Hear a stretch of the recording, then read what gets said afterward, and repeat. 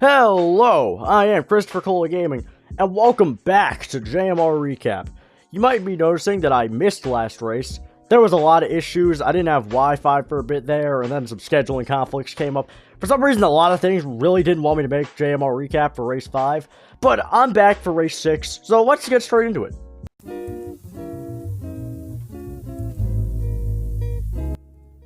This race immediately saw Quicksilver jump out to the lead, but they would immediately be fighting with Big Pearl right behind them.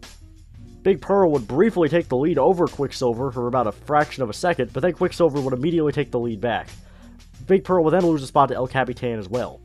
Despite numerous passing attempts from El Capitan, Quicksilver kept laying down good blocks and would sustain their lead for a while. Big Pearl was able to pass El Capitan to get back into second on the banked turn part of the track, and they would continue to try and track down Quicksilver in an attempt to get into first place. About halfway through the race, when the marbles got to the catch basin, the catch basin so far this season has been a complete game changer for a lot of marbles, as the whole order can really get flipped around if you don't take it the correct way. As we see El Capitan lose a ton of spots, Deep Ocean jumps all the way up into second place, and Marbly with Marble Space jumps up a couple too into fourth. But despite all of that position changing, Quicksilver never relinquished their lead and would come across the finish line in first. Big Pearl came in second, and H2 Blue came in third. Deep Ocean, who was briefly in second place, ended up falling all the way to fifth before the race ended.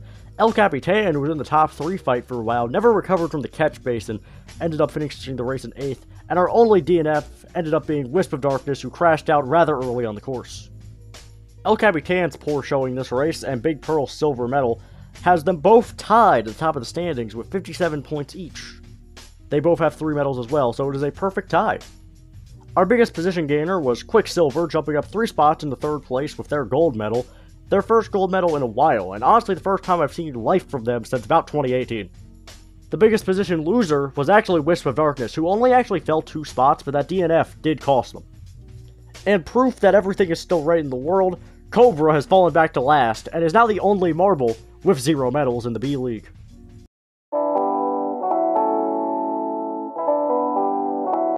The A-League race immediately saw 2 champions at the front, as Dragon's Egg took the lead with red number 3 behind them.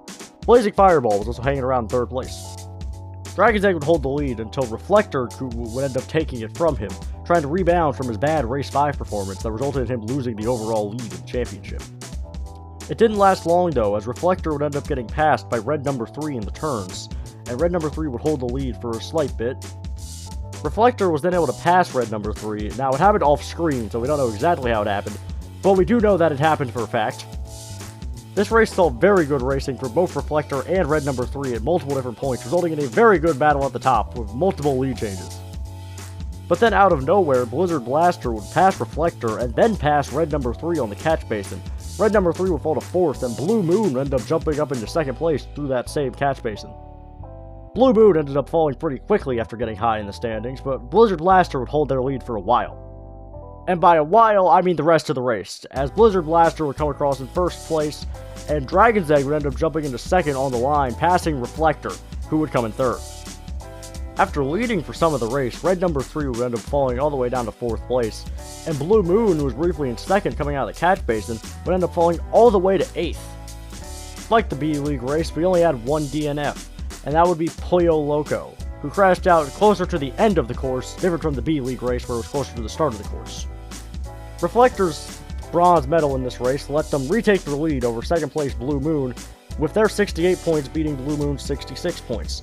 Our silver medalist, Dragon's Egg, is also now in the top 3, in 3rd, with 60 points. Our A-League biggest gainer of positions was also this race's winner. 4th place, Blizzard Blaster jumped 7 spots with their gold medal in race 6. And also like the B-League race, our biggest loser of positions was also our only DNFing marble, Pollo Loco, who lost 4 spots, falling to 7th place. After looking strong at the start of the season, Super Ball has fallen all the way down to 8th place.